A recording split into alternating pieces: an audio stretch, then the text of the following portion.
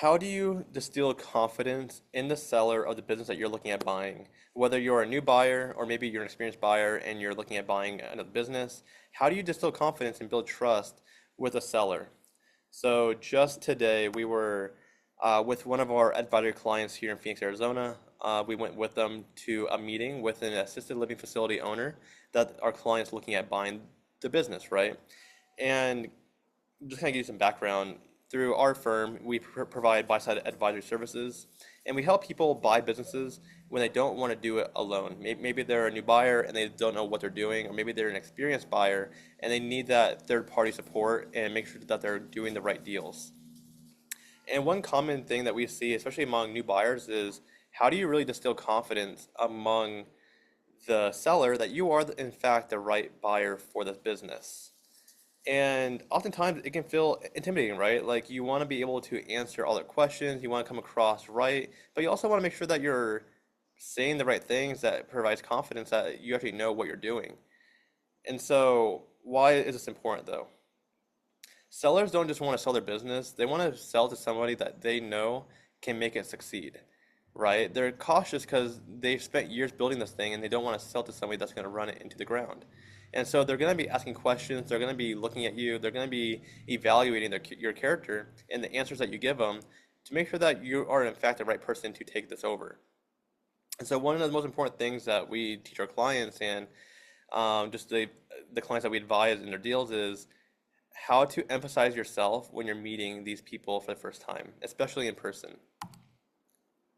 So the key is trust. Sellers need confidence in you as the deal maker, right? As the investor.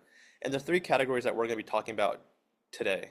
First is time commitment, your ability and willingness to dedicate yourself fully to running the business. Secondly, a skill set, showing that you have a unique background and experience, or you have the willingness to get the skills. And third is strategic reason. What is your strategic reason for buying the business that fits your goals and just the reason why you're buying the business in the first place, right? And so if you can communicate these three elements, then you will gain the confidence of the seller. So first is time commitment. One of the first questions that the seller asked our client today was, what other obligations do you have right now? And it's a really good question of just saying, like, how much time do you have available to even run this business? And they're asking that because sellers know that how much time they're putting into it and how much time is going to need to be put into it to make it, to take it where it can go to, right? And so time commitment is a big aspect that you want to emphasize with the seller, right? Sellers don't want you to treat the business as a side project. They want to see it be successful.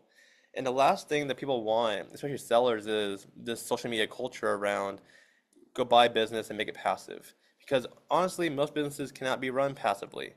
And so if you're just buying a business and you're just gonna put it off to the side and take the cash flow, then you're not gonna be successful, you're gonna go bankrupt, and the seller's gonna be pissed that he sold it to you. And so time for commitment. Make sure that you've cleared your distractions. Make sure that you can fully display that you're willing to run the day to day. And just give the seller a realistic timeline of how much time you're willing to put in and your plan for growing it, right? These are all aspects of just time commitment, and they want to know that you're willing to put in the time required to make it successful. Next is skill set. So this one's really important, right? Now, odds are, if you're buying a business, you probably don't have experience in the industry. So you might not have the skill set required, right? And for this, it's assisted living. So a lot of people in this industry come from nursing or some healthcare background, and they start these facilities. So sometimes they're looking for someone with at least healthcare background to run these businesses. So if you don't have that, and you don't really know the industry too much, or maybe you don't even have that background in general to run these homes, how do you display confidence that the seller will have in you to still sell to you knowing that you have no experience, right? And when we were talking with our client about this, the most important thing that we said today was, no, I don't have the industry experience. No, I don't have the skill set, but I'm willing to learn and I'm willing to put the time in to gain the skills necessary to working with the staff, to finding new residents in the homes, to making partnerships and building those referral systems. right? To be able to develop the skill sets, being willing to go and do the work to become that person, right? And so don't just list your qualifications, but really tell them that you're willing to go and gain the skills that's required to make the business successful.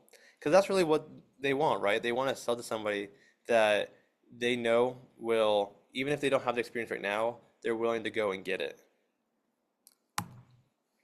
Third, which is one of my favorite reasons, and I think one of the most important reasons, is a strategic reason. So, to kind of give you background, our client, she raises capital for assisted living facility already. She advises different homes and properties already. And so she has a strategic reason for buying it, right? But when the seller asked her today, why are you looking at buying this business? She didn't say that, right? She said, I have family involved in the industry.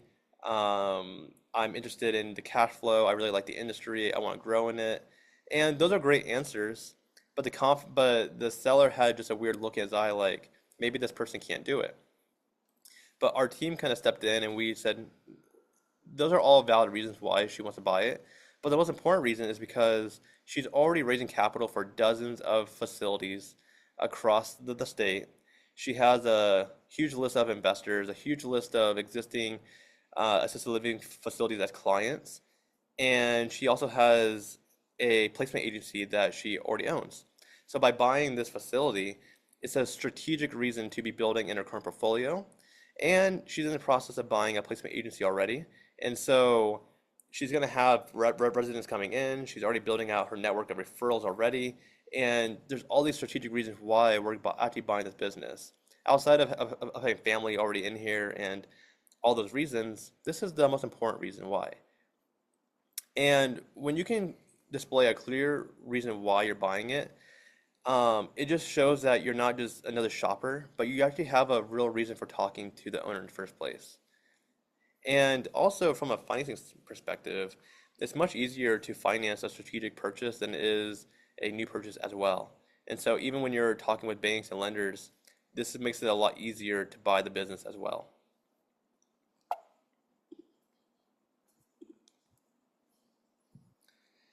And the result of the time commitment, the skill set, and having a strategic reason is that they just know that you're serious and that they're willing to go to the next steps, which is to share the financials with you, to go through due diligence, their willingness to take in LOI from you, and really just to be in your corner to get this deal done, right? Because financing and getting deals done can take months sometimes. And so if from the start you haven't created confidence in the seller, then odds are they aren't going to be in your corner the whole time. And so it's really important, especially for our clients that we're advising, is that from day one, we're getting you, we're getting the seller confident in you as a buyer. Like we have to do that first. And so I say all this to say that, what we do at our firm, we work alongside our clients. We walk with them step by step to find deals, build their companies, grow them on the back end, and just build their portfolios over time. And so if you're in the process of buying a business, or maybe you're a first-time buyer and you have no idea what you're doing, we have a free checklist that you can check out. And it's the same checklist that we go with our clients, and it'll give you step by step what to do in your deals and make you successful. Thank you guys for watching. Please leave a comment with any questions, and I'll see you in the next one.